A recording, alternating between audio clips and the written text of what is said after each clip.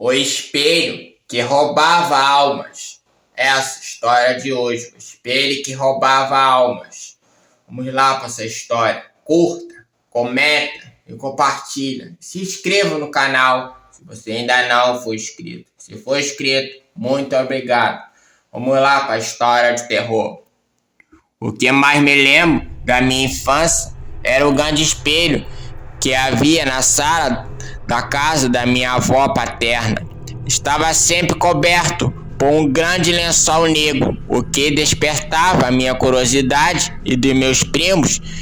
Meus avós diziam que aquele era o espelho amaldiçoado, capaz de roubar a alma de quem olhasse o seu próprio reflexo nele. Apesar de sermos bastante jovens, não acreditávamos na história. Se fosse verdadeira, não seria melhor destruir o espelho? Uma certa noite, brincávamos sozinhos na sala, quando meu primo Arthur teve a ideia de tirar o pano do espelho. Eu me calei, apesar de não acreditar que ele teria essa coragem. Meu primo mais novo, Felipe, também não disse uma palavra. Vocês são duas mariquinhas, disse ele, caminhando em direção ao espelho. Aproximou-se, segurou o lençol negro com as duas mãos e o puxou para baixo. Instantaneamente, levei minhas mãos aos olhos. Não queria olhar. Ouvi um baque, susto. Em seguida, Felipe soltou um grito de desespero. Logo, toda a minha família estava na sala. Pelo menos eu acreditava que estava. Eu continuava com os meus olhos tapados. Só tive coragem de olhar quando ouvi minha avó dizer: "Pode abrir os olhos e o espelho está tampado."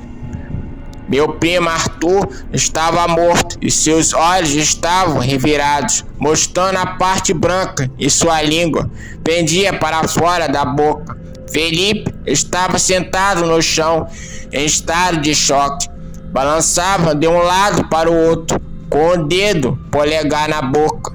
Fiz terapia por anos para esquecer o que havia acontecido naquele dia. O terapeuta me fez acreditar que a morte de Arthur nada teve a ver com ele e tirou o lençol do espelho. Aquilo tinha sido uma infeliz coincidência.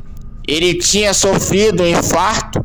É raro uma criança de 10 anos sofrer um, mas o caso dele não foi um caso isolado.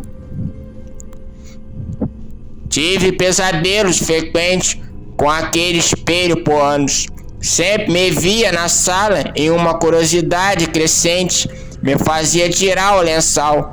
A princípio, nada acontecia. Depois vi Arthur com o rosto encharcado de sangue, com os olhos revirados, clamando por mim.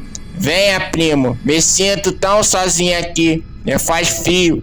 Não é um espaço tão grande, mas é o suficiente para brincarmos." Ainda hoje, embora não com a mesma frequência, eu ainda sonho com ele. Meu primo Felipe estava internado em um hospital psiquiátrico há 10 anos.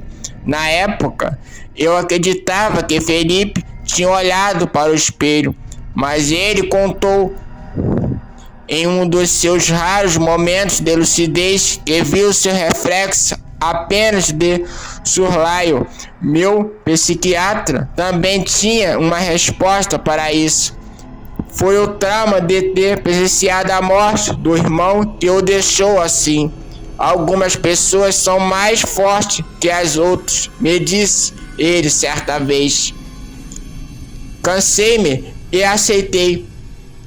E o que havia acontecido foi a obra do acaso. Minha própria avó contou que tudo era uma invenção dela para nos amedrontar.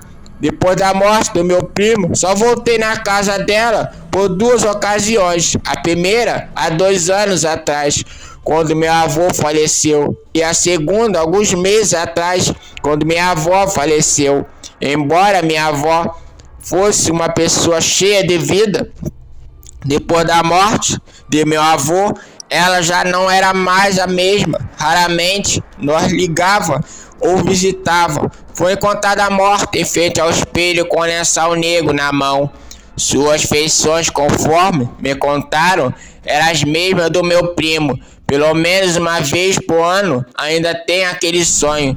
Agora não apenas um, são dois chamados por mim. Essa foi a história de hoje. Será que o espelho mesmo era amaldiçoado? Né? Como a avó dele morreu da mesma forma que seu primo morreu, Arthur. Acredite-se que o espelho era assim amaldiçoado, que o lençol era o meio que as pessoas não podiam olhar para os seus próprios reflexos. Para poder, não aconteceu o mesmo, aconteceu com a avó e o primo, né? O Arthur, né, que morreu. Geralmente, né, uma coisa assim, os espelhos, né, gente, como muitos acreditam, são portais para o outro mundo. Geralmente, a gente não deve brincar ou mexer com uma coisa que esteja quieto, que a gente acredite ou não, né? Pode ser ruim, pode ser para o nosso mal. Então é bom a gente deixar quieto o que está quieto, né? Quem faz isso, quem tem juízo obedece, né? Então é essa a história de hoje. Curta e comente e compartilhe, se inscreva no canal. Até o próximo vídeo.